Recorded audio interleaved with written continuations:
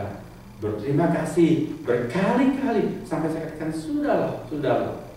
Sampai terakhir kali karena kami pindah pelayanan ke Manado, baru tidak pernah ketemu Pak Jolan. Kalau tidak, terus meskipun saya sudah tidak meminjamkan dia uang lagi, meskipun saya tidak beli burung peliharaannya, tapi terus dia kirim sesuatu untuk ungkap rasa syukurnya, rasa gembiranya itu karena ditolong, saudara-saudara. Tetapi orang-orang yang namanya Kristen dilayani, ditolong, diperhatikan.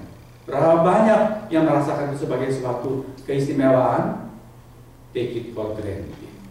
Kalau pendeta membantu, pendeta memperhatikan, itu kan memang sudah tugas dia. Kalau tidak, dibicarakan habis-habis. Tapi kalau dia lakukan, no comment. Saudara lihat, itu yang saya maksudkan, berhati-hati. Jangan sampai kita jadi seperti 9 orang ini yang merasa begitu pantas ditolong, dia sampai tidak rasa begitu istimewa kebaikan dan mujizat anugerah Tuhan yang diberikan kepada mereka. Beda dengan si Samaria, justru karena biasa dia dibuang-buang, orang tidak dianggap, tidak diperhitungkan, tetapi seorang rabi Yahudi, Yesus namanya, menolong aku. Yes, luar biasa, hatinya limpah syukur. Pengucapan syukur yang sejati berangkat dari hati. Jangan ikut tradisi. Kalau kita sungguh merasa bersyukur, tidak tunggu setahun sekali bulan November, hari Kamis terakhir. No, setiap hari hati kita penuh syukur. Ada seorang berkata, kalau kita cuma bisa berdoa, cuma satu patah kata kita ucapkan, terima kasih. Cuma bisa doanya, terima kasih Tuhan, terima kasih Tuhan. Cuma itu, gak bisa doa yang lain. That's more than enough untuk sepanjang hidup kita. Kalau hidup kita selalu mengucap syukur, syukur, itu sudah jauh lebih dari cukup. Sebab kita mengakui bahwa kita ada seperti ini, semua adalah karena anugerah Tuhan. Pengucapan syukur dengan hati adalah sebuah pengakuan bahwa kami adalah dependent, orang-orang yang bergantung penuh kepadamu ya Tuhan. Kalau kami dapat kebaikan bukan karena kami pantas menerima, tapi karena ini adalah grace, anugerah, segala kemuliaan kembali kepada Tuhan. Itu yang pertama. Pengucapan syukur yang teruji dan terpuji adalah pengucapan syukur dari hati, bukan sekedar basa-basi tradisi. Yang kedua, pengucapan syukur itu bukan urusan ucapan perkataan, tetapi urusan action, perbuatan. Pengucapan syukur yang teruji dan terpuji adalah action, bukan sekedar kata-kata.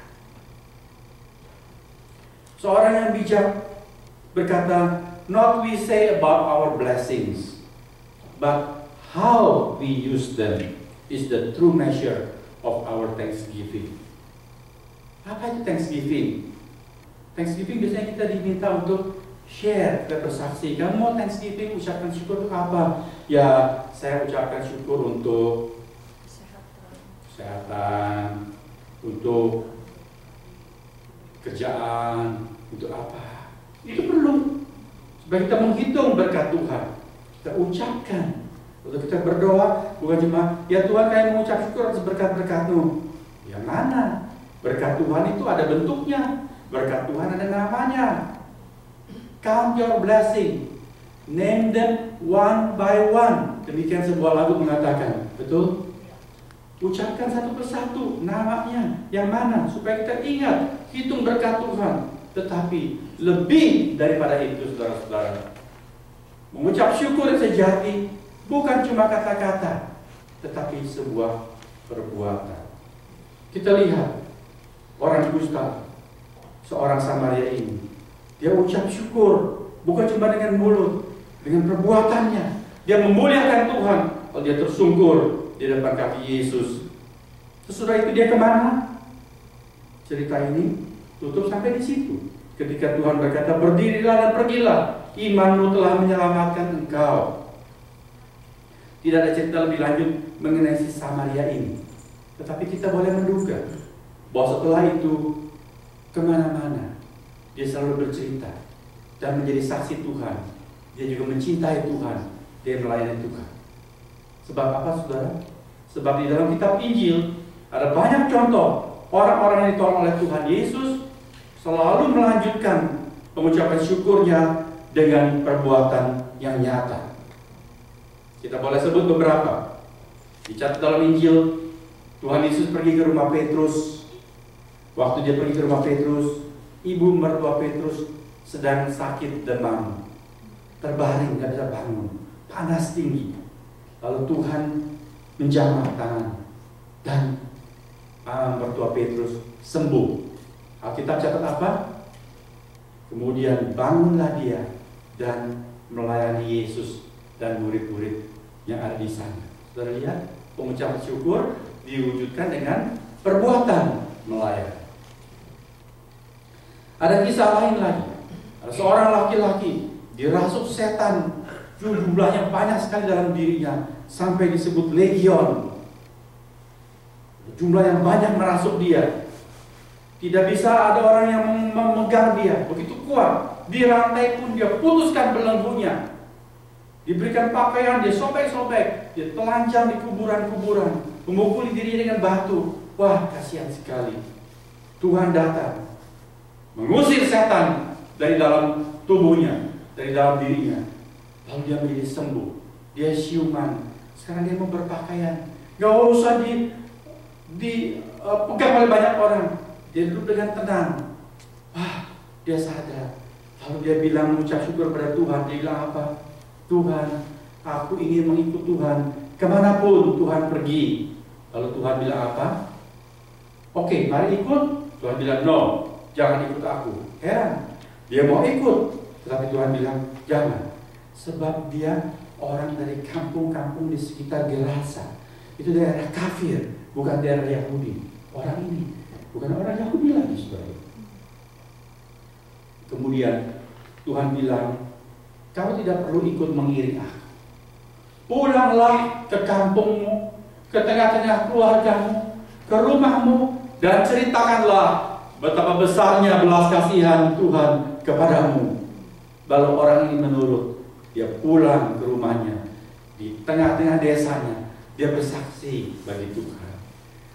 Apakah akan ada banyak orang yang percaya melalui kesaksian dia percaya kepada Tuhan, menurut saudara? Saya rasa banyak orang percaya.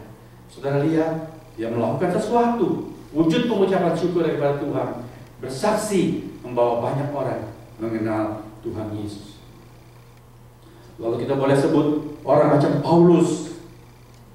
Di dalam surat Korintus pasal 15 ayat 10 dia berkata, aku ada sebagaimana aku ada karena anugerah Tuhan. Tetapi aku berbuat lebih banyak dari semua orang yang lain sebagai bentuk pengucapan syukurnya. Orang ini luar biasa. Karena satu orang ini Injil dibawa ke Eropa. Begitu banyak kota dia kunjungi, banyak orang dia menangkan bagi Tuhan. Saudara lihat, kalau kita dapat berkat Tuhan, mengucap syukur dengan mulut kita, bagus. Hitung berkat Tuhan satu persatu, perlu. Tetapi lebih daripada itu, wujudkanlah dengan perbuatan. Tadi kata-kata mutiara itu penting sekali. What is thanksgiving? Not we say about our blessings, but how we use them. Berkat apa yang saudara terima dari Tuhan? Katakan. Saudara menerima berkat dari Tuhan. Saudara sakit, Tuhan sembuhkan. Betul, haleluya, puji Tuhan. Lantas, saudara pakai untuk apa kesembuhan yang Tuhan berikan? Saudara pekerjaan yang baik, haleluya. Di tengah zaman yang sulit, saudara dipromosi, puji Tuhan. Kita ikut gembira dan bersyukur. Saudara apakan berkat tersebut? Pekerjaan yang baik, posisi yang dipromosi, gaji yang lebih tinggi. Saudara apakan itu semuanya? Saudara diberi kepintaran, suatu berkat yang indah sekali dari Tuhan. Kita pakai untuk apa kepintaran kita? Saudara, Thanksgiving bukan cuma soal ucapan, tapi perbuatan. Menindaklanjuti berkat yang Tuhan berikan kepada kita. Tuhan bertanya, bukankah 10 orang yang aku sembuhkan? Kemana yang 9 yang lain? Maksud Tuhan, mestinya mereka kembali. Tadi kan sama-sama 10 orang naikkan doa, satu suara. Ya Yesus, ya Master, ya Guru, kasihanilah kami. One voice. 10 orang gabung, satu suara, kasihanilah kami. Sekarang mengapa sesudah disembuhkan tidak kembali juga bergabung jadi 10 orang nyanyi haleluya, haleluya. Betul? Wujudkan sesuatu, bentuk syukur. Jangan cuma omong saja, jangan cuma pandai ucapan syukur dalam doa. Wujudkan di dalam tindakan. Kalau saudara berkat Tuhan, lebih cinta Tuhan, itu wujud pengucapan syukur kita yang bisa kita lakukan. Layani Tuhan dengan setia. Timbulkah dalam pikiran saudara, kenapa cuma satu orang ini yang kembali mengucap syukur? Mengapa satu orang ini berbeda dengan 9 yang lain? Apa yang membuat dia menjadi mengucapkan syukur, teruji dan terpuji oleh Tuhan? Why? Ketika mereka masing-masing menyadari diri sembuh, bagaimana respon mereka? Tadi sudah kita ceritakan. Semua senang. Tetapi yang satu kembali kepada Tuhan, yang 9 lari kepada imam-imam. Apa artinya itu, saudara? Di poin ini, kita belajar hal yang paling mendasar yang membuat mereka berbeda satu dengan 9 lainnya, yaitu mengenai sikapnya terhadap pemberian dan sang pemberi. 10 orang masing-masing sembuh. Itu pemberian. Mereka dapat pemberian, yaitu kesembuhan. Bagaimana mereka menyikapi kesembuhan ini? Sudah lihat. Yang 9 lalu repot ngurus kesembuhan. Betul? Mereka harus segera lari kepada imam supaya dapat sertifikat approval bahwa mereka sudah sembuh. Kalau enggak, useless dong buat sembuh ini. Percuma aku sembuh kalau tidak punya sertifikat. Betul? Itu semacam green card buat mereka, supaya bisa tinggal permanent residence di tengah-tengah lingkungan mereka. Kalau nggak dapat sertifikat itu, buat apa aku disembuhkan? Itu soal penting, jadi dia urus. Dapat berkat Tuhan, tambah plus kerepotan-kerepotan buat ngurus berkat Tuhan ini. Dapat pemberian Tuhan, plus kerepotan-kerepotan ngurus pemberian ini. Kalau toko saudara laris, kalau saudara punya toko, saudara plus kerepotan ngurusin lebih banyak, ngatur barang-barang, melayani langganan, waktu semakin banyak dipakai buat toko. Apakah masih ada waktu buat Tuhan?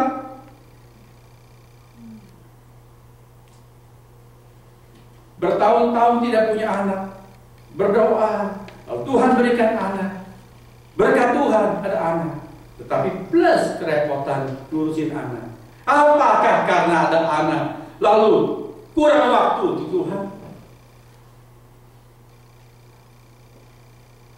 Saya pernah cerita, karena saya kecil pernah tanya pada mamanya, pada saya juga, kamu kita dari 4 anak, Cinti, Cia, Okis, dan Sasa, mami paling sayang yang mana? Saya. Bagaimana? Tapi mami itu sudah pintar, karena papinya pendeta. Papinya pernah bilang kepada Bu Ratna, saya pernah bilang, mengasihi itu mesti 100%. Mengasihi istri 100%. Jadi buat Tuhan berapa?